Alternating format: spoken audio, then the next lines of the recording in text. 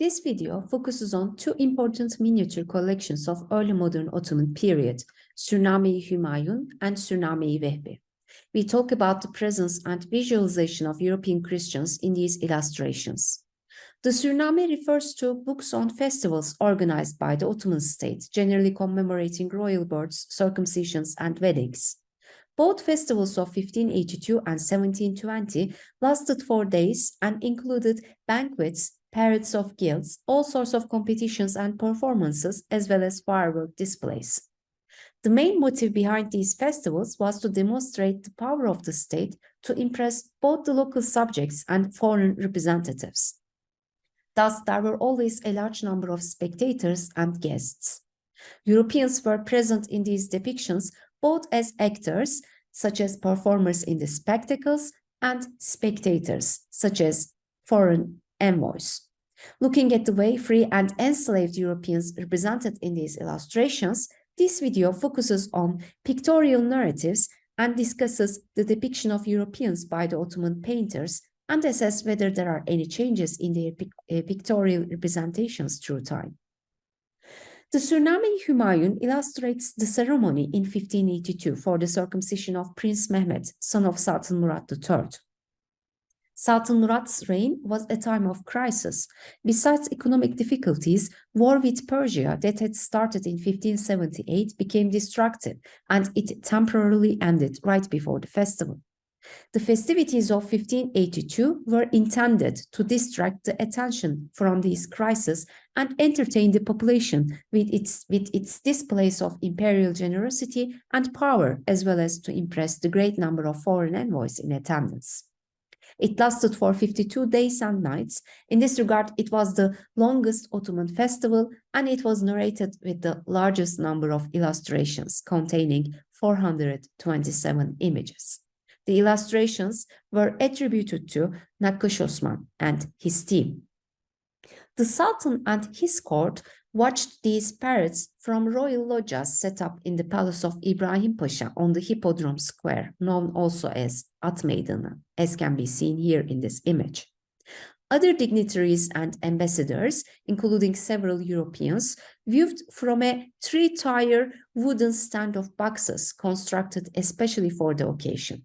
In the miniatures, the loggia in the lower left-hand corner was always reserved for European guests, ambassadors. For the festival, envoys were dispatched with formal invitations to the Tsar of Moscow, the Emperor of Austria, the kings of France and Poland, and the voivodes of Transylvania, Moldavia, and Wallachia, as well as to the senates of Venice and Ragusa. It's not clearly indicated in the Surname which of the diplomatic representatives attended the festivities. Here in the parade of musicians and dancers, we see European diplomatic representatives watching the performance. What interests us here is the way they were depicted. As can be seen, they wore Western-style hats in different colors. In another scene, there was a scramble for dishes, known also as çanak yağması, which was a daily feast held for the poor. And here we have more detailed visual depictions of the European diplomats with their long robes. This reminds us Florentine ambassador Bongianni Gianfiliazzi's remarks on the sartorial etiquette at the Ottoman court. Gianfiliazzi was sent by the Medici Duke to Istanbul in 1578 in order to establish diplomatic contacts, and while preparing for the negotiations, he noted that although he would prefer to wear a short tunic, as was the style in European courts, this would be regarded as inappropriate at the Ottoman court, as all wore long robes, including other foreign representatives. Here also we see, in line with the Ottoman etiquette, foreign representatives were depicted in long robes. In another scene in the Surname, there were galley slaves bringing in a mountain. These Christian captives, under the command of Admiral Kılıçali Pasha, constructed an artificial mountain that was filled with gunpowder, and during the performance, they burnt it down. We not only see the European representatives watching the performance, but also the galley slaves as European Christians. They can be immediately distinguished by their dress. Unlike the case with the foreign representatives in long robes, here European captives were depicted in short tunics. But in the pictorial narrative, there is no negative imagery or depiction regarding these so-called infidels. Now I would like to turn the focus on the Surname-i Vehbi of 1720. It is the last illustrated book on festivals. It was produced during the second classical period of Ottoman history, popularly called Tulip period, which was known for its lively social and intellectual life, as well as entertainments on the shores of Golden Horn and the Bosphorus. Although it was not the high time of the Ottoman Empire, during this period there was a political stability. After their defeat at Prut in 1711, the Russians temporarily ceased to be a threat for the Ottomans. In 1718, the Treaty of Passarowitz ended the wars with the Venetians and the Habsburgs. The Iranian front was also relatively quiet, and there were permanent embassies set up in Paris and Vienna, which strengthened the diplomatic relations with European states. The Surname-i Vehbi depicts the circumcision festivities of the four sons of Sultan Ahmet III in 1720. The manuscript is preserved in Topkapı Palace Museum Library, including 137 illustrations.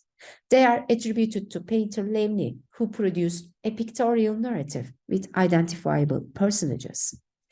The 15-day-long circumcision festivities took place at the Ok Meydanı and the Golden Horn, and ended with the circumcision of the princess at the Topkapı Palace a week later. So, unlike the Surname of 1582, there were two festival sites, one on land and the other on sea. A special place is allocated to the European ambassadors among the audience. As can be seen here in the image, a tent was set up for them. Here, there were French and Russian ambassadors, and they were seated in European-style chairs with their dragomans and guards standing beside. The costumes of the European guests are elaborately depicted. In line with European fashion in early 18th century, European emissaries have shoulder-length wavy hair and wear tight-fitting jackets, black stockings, high-heeled shoes, and wide-brimmed black hats.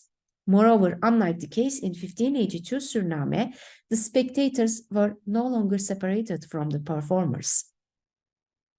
In the festivities held at the Golden Horn, the Sultan watched the performances from the Aynalı Kavak Pavilion, together with two of his princes and the Agas. As can be seen here, 3 European ambassadors are in a separate boat, and other guests also watched from the boats below. The comparison of two festivities and their pictorial representations highlight the similarities and differences between the late 16th and early 18th century artistic traditions. It is possible to see that Levni provided detailed depictions in his miniatures. His depictions are free of stereotypes, and the portraits attain a more natural appearance. Levni presented both artisans and officials in their characteristic clothing, putting more emphasis on costumes than Nakkash Osman did in the miniatures of 1582. The way foreign ambassadors were depicted also demonstrates us the change in sartorial etiquette and diplomatic protocol and conventions for the European representatives in the Ottoman Empire through time. Thank you for listening.